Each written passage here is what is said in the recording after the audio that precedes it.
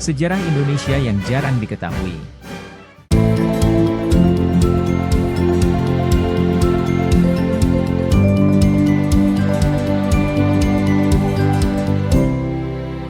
Indonesia, sejak diproklamirkan kemerdekaan negara ini menganut falsafah bahwa hanya ada satu bangsa di wilayah negara Republik Indonesia yaitu bangsa Indonesia. Hal ini sesuai dengan tekad, pakai D atau tesi, para pemimpin Indonesia yang tercetus pada Sumpah Pemuda tahun 1928.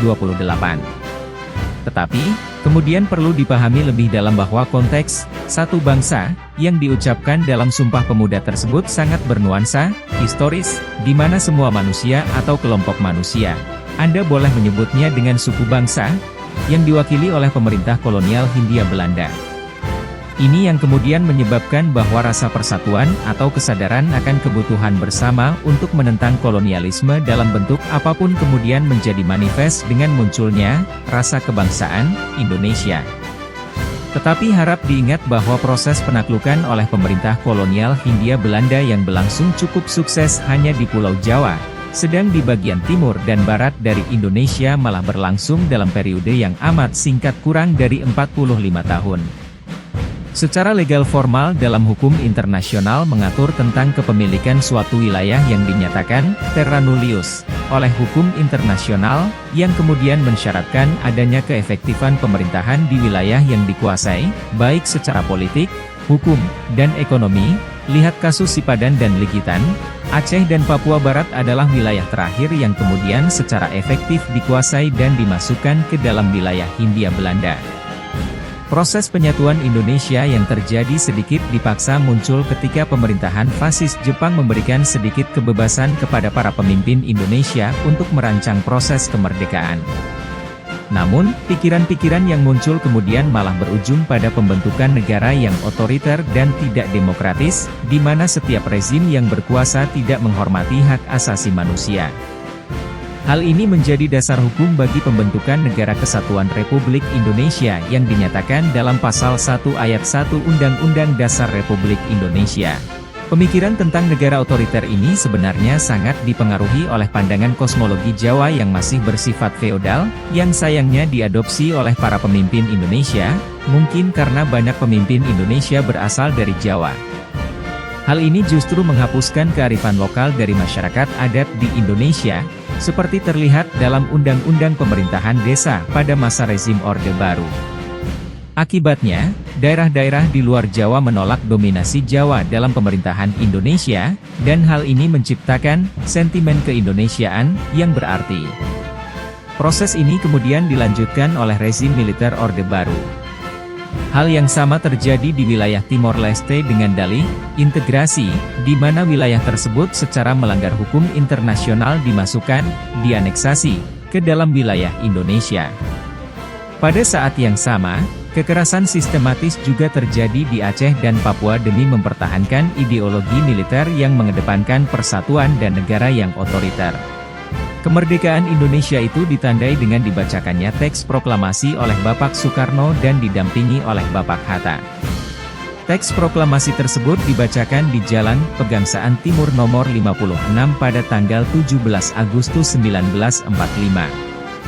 Namun, di balik itu terdapat banyak tragedi, seperti pada tanggal 29 April 1945.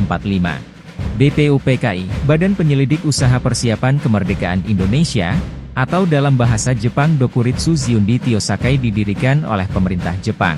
BPUPKI beranggotakan 63 orang dan dipimpin oleh Bapak Rajiman Widyodiningrat pada tanggal 6 Agustus 1945. Pada tanggal 6 Agustus 1945, sebuah bom atom meledak di kota Hiroshima, Jepang. Pada saat itu, Jepang sedang menjajah Indonesia.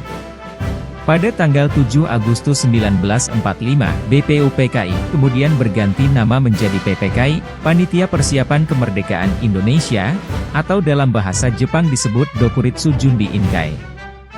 PPKI dipimpin oleh Insinyur Soekarno pada tanggal 9 Agustus 1945. Bom atom kedua kemudian dijatuhkan di kota Nagasaki yang membuat negara Jepang menyerah kepada Amerika Serikat. Momen ini dimanfaatkan Indonesia untuk memproklamasikan kemerdekaannya pada tanggal 10 Agustus 1945. Pada tanggal 15 Agustus 1945, Sultan Syahrir mendengar lewat radio bahwa Jepang telah menyerah pada sekutu, yang membuat para pejuang Indonesia semakin mempersiapkan kemerdekaannya. Saat kembalinya Soekarno dari Dalat, Sultan Syahrir mendesak kemerdekaan Indonesia. Jepang benar-benar menyerah pada sekutu pada tanggal 16 Agustus 1945.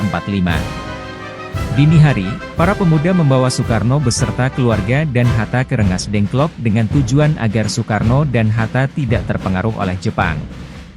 Wikana dan Emer Ahmad Soebarjo di Jakarta menyetujui untuk memproklamasikan kemerdekaan Indonesia. Oleh karena itu, diutuslah Yusuf Kunto untuk menjemput Soekarno dan keluarga, serta Hatta. Soekarno dan Hatta kembali ke Jakarta. Awalnya, mereka dibawa ke rumah Nishimura, baru kemudian mereka dibawa kembali ke rumah Laksamana Maeda untuk membuat konsep kemerdekaan.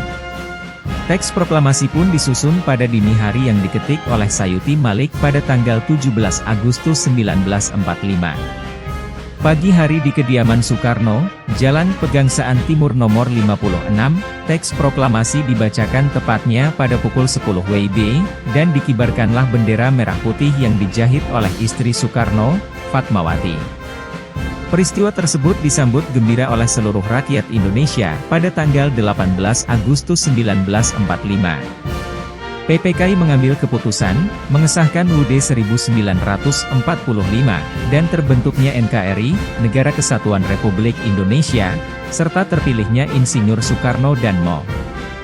Hatta sebagai Presiden dan Wakil Presiden Republik Indonesia. Jadi inilah sejarah terbentuknya negara Indonesia. Jika ada yang kurang atau ada yang mau menambahi, silahkan komen di bawah.